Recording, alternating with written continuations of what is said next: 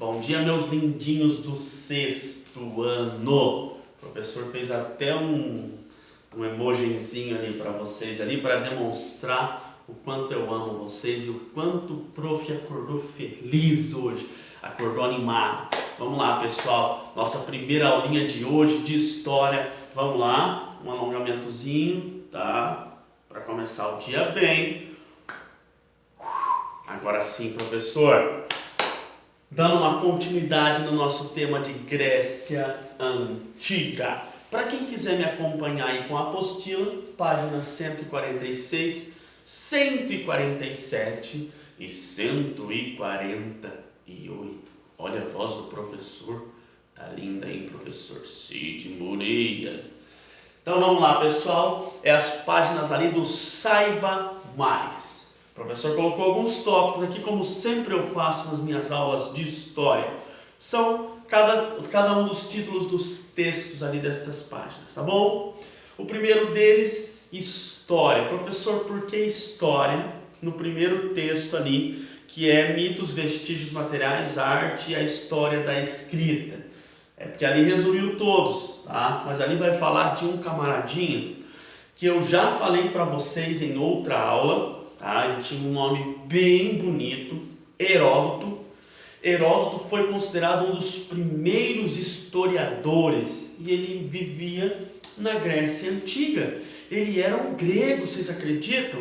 Heródoto foi considerado o pai da história, um dos primeiros historiadores. Por quê, professor? Porque cada uma de suas viagens que ele fazia, ele começa a descrever tudo aquilo que ele vê, ele começa a relatar tudo, fazer o papel de historiador mesmo, escrevendo a história. Por onde ele passava, ele foi para o Egito, ele foi para uma série de lugares, para a Ásia Menor, e todos os lugares que ele passava, ele relatava tudo que ia acontecendo. Sem contar na Guerra do Peloponeso também, que Heródoto acaba descrevendo a guerra. Então ele faz o papel de historiador, por isso Heródoto é considerado o pai da história, tá? O outro professor colocou mitos. Eu não vou falar da mitologia grega de novo, eu não vou falar dos deuses de novo, porém, o que é importante ali no texto? Eles falam que a história dos gregos também surge de um mito, tá? Não que a história real, que aconteceu mesmo para a formação da Grécia, mas existia um mito que tinham dois homens, né, um casal, na verdade, um homem e uma mulher, que era Deucalião e Pirra, e foram os únicos que se salvaram ali, tá? E o seu filho Heleno, que deu origem a toda a nação grega, até tanto que eles são conhecidos como helenos. Fala assim o texto, Como todas as sociedades, os gregos tinham uma rica mitologia, que, segundo eles, explicava muito dos aspectos de sua vida, isso que o professor está falando, incluindo a sua origem. Os gregos acreditavam que descendiam de Heleno, filho de Deucalião e Pirra, um casal que foi salvo de um dilúvio provocado por Zeus. Olha, um dilúvio igual aquele de Noé da Bíblia, hein, gente? O maior deus grego, como punição à maldade dos seres humanos. O casal se salvou porque era justo. Você viu que ele mandou um dilúvio, a mesma coisa da história lá de Noé, quando Deus manda o dilúvio por causa do pecado da humanidade. Aqui Zeus a mesma coisa, os homens estavam muito transgressores e Zeus manda um dilúvio e acaba com tudo. Só quem se salva é Deucalião e Pirra. E eles têm um filho chamado Heleno. O casal salvou porque era justo. Os gregos, que se chamavam a si próprios de helenos, acreditavam, portanto, que descendiam de pessoas especiais. Por meio dos mitos, podemos conhecer muito do comportamento e da mentalidade grega, no que acreditavam, seus valores, seus medos e muitos outros aspectos cotidianos. Olha, pessoal, eles acreditavam que descendiam de pessoas especiais. Os meus filhos também acreditam que descendem de pessoas especiais. Eu, né, pessoal? Não sou tão especial assim, não. Não sei, às vezes sou. Não sei, quem sabe sou. Vestígios materiais.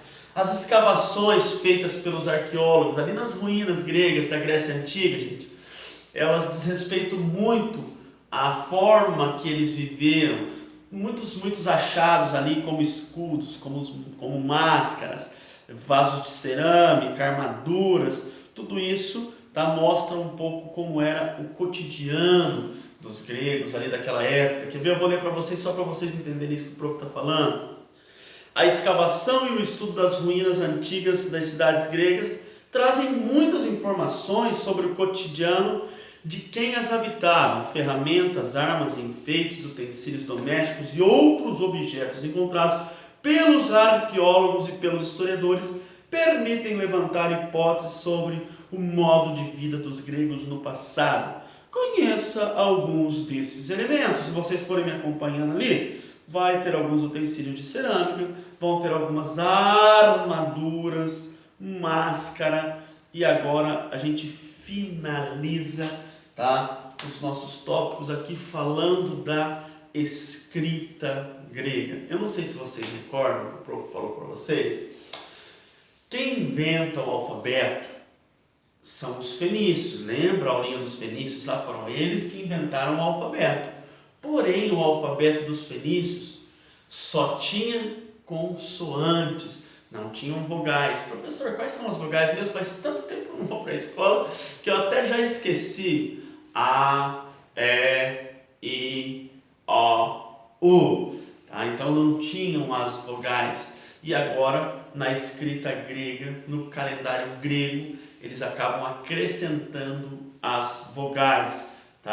E aí também surge uma série de outras coisas, como a filosofia, como através da escrita. Olha aqui, pessoal. Após desenvolver seu alfabeto, os gregos produziram cartas, livros de medicina, literatura, filosofia, história, peça de teatro. Vamos lembrar que o teatro surge na Grécia Antiga, e etc. Esses textos nos permitem conhecer o que pensavam, como entendiam o mundo e como se relacionavam entre si e com outros povos. Gente, a escrita para a história, vocês sabem que ela é muito importante. Ela é uma forma dos historiadores entenderem o passado, porque são registros escritos. Aí fica mais fácil para nós reconstituir, porque ali eles estão escrevendo o seu cotidiano, eles estão escrevendo aquilo que eles estão fazendo. Vocês viram lá que no Egito tinha uma forma de escrita, que foi uma das primeiras, que foi a escrita hieróglifa. Vocês viram que na Mesopotâmia também tinham formas de escritas, a cuneiforme, que foi a primeira forma de escrita. E por isso que a história, vamos lembrar uma coisa bem importante? Por isso que a história, lembra que a pré-história, a transição da pré-história para a Idade Antiga é o quê? É a invenção da escrita, porque facilitou muito a vida de nós, historiadores, Pré-história, a história antes da história. A história de fato ali na Idade Antiga com a escrita, aí fica bem mais fácil da gente reconstituir. Pré-história mais baseada em teorias daquilo que nós encontramos. Certo, pessoal? Um beijo no coração de cada um de vocês. Amanhã tem live, Espero vocês para a gente matar um pouquinho dessa nossa saudade. Tá bom, pessoal? Um beijo do professor Douglas e fui!